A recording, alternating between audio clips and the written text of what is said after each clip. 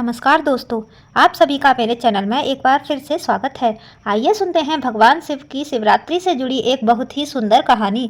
भोला और हरिया दोनों गहरे मित्र थे। दोनों के खेत पास पास में थे और वो अपने खेतों में मिलजुल कर काम करते थे। एक दिन हरिया ने भोला से कहा, भोला, हम इतनी मेहनत से फसल उगाते हैं लेकिन फिर भी हमारी गरीबी दूर नहीं होती। हमें कुछ और काम भी करना चाहिए। ये सुनकर भोला कहता है, मित्र, ऐसा नहीं है।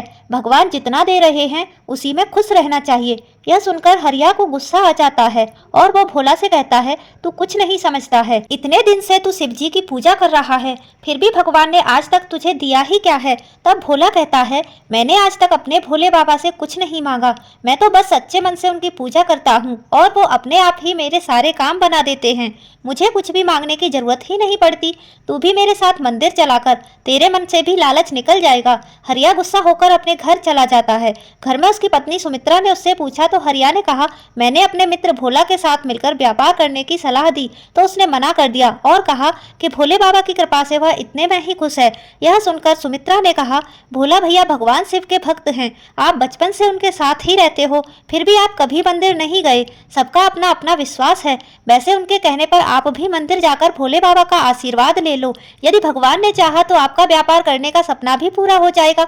सुमित्रा की बात हरिया की समझ में आ गई और वह अगले दिन भोला के साथ शिवजी के मंदिर गया। वहां उसने भी पूजा की और उसके बाद शिवजी से प्रार्थना की कि हे प्रभु, मुझे इतना धन दो जिससे मैं व्यापार कर सकूं। यदि मेरा व्यापार चल गया तो मैं आपके मंदिर में एक सोने का शिवलिंग चढ़ाऊंगा।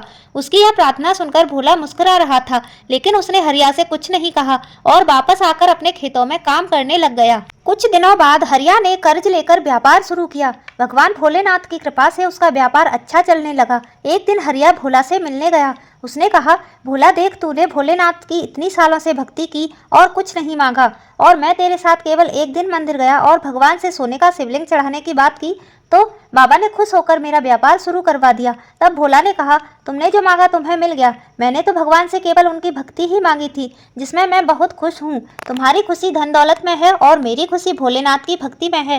तब हरिया ने घमंड से कहा, देखना, इस साल शिवरात्रि पर मैं सोने का शिवलिंग चढ़ाऊंगा और तेरे बाबा मुझे और धनवान बना देंगे। उसकी बात सुनकर भोला मुस्कुरा रहा था। भोला ने शाम को घर जाकर अपनी पत्नी को ये सारी बात बताई। तब कमला ने कहा, आपके भोले बाबा भी भेदभाव करते हैं। आपके मित्र की एक दिन की पूजा से प्रसन्न होकर उसे धन दे दिया और आप इतने सालों से पूजा कर रहे हैं, उसका क्या फल मिला। आप भी मंदिर जाकर भोले बाबा से कहना कि आप भी सोने का शिवलिंग चढ़ाएंगे। भोला ने कहा, लेकिन शिवरात्रि में तो कुछ ही दिन शेष हैं, मैं सोने का शिवलिंग कहाँ से लाऊंगा। लेकिन अगर तू जिद ही करती है तो मैं मिट्टी का शिवलिंग बनाकर चढ़ा दूंगा। भोला की बात सुनकर कमला कुछ नहीं बोली। अगले दिन भोला शिवजी के मंदिर गया और बाबा से कहा, हे भोले बाबा, मैं शिवरात्रि को आपको मिट्टी का शिवलिंग अर्पित करूंगा। ये कहकर वो अपने खेत पर चला गया। शिवरात्रि के दिन भोला और हरिया पूजा का थाल सजाकर मंदिर पहुंच गए। कमला और सुमित्रा भी अपने अपने पतियों के साथ मंदिर में पहुंची। मंदिर में उन सब ने पूजा की और उसके बाद पुजारी से शिवलिंग अर्पण करने के लिए कहा। पुजारी ने कहा कि अपने अपने शिवलिंग पर दूध चढ़ाकर उसे भगवान के चरणों में रख दो। पुजारी की बात सुनकर हरिया जोर से हंसने लगा और बोला, पुजारी जी, मेरी शिवलिंग पर तो दूध चढ़ जाएगा, लेकिन भोला का शिवलिंग तो मिट्टी का है, दूध चढ़ाते ही वो बह जाएगा। यह सुनकर भोला की आंखों में आंसू आ गए और उसने भोलेनाथ से कहा, हे भोले बाबा, आज आपके भक्त की परीक्षा है। मेरी निष्काम भक्ति आज धनवानों के आगे फीकी पड़ रही है। मेरी लाज रखना प्रभु। इसके बाद दोनों मित्रों ने अपने हाथ में दूध का पात्र लेकर दूध चढ़ाना शुरू किया। दूध चढ़ाते ही हरिया का सोने का शिवलिंग मिट्टी का बनकर बहने लगा और भोला का शिवलिंग दूध चढ़ाते ही सोने का बन गया।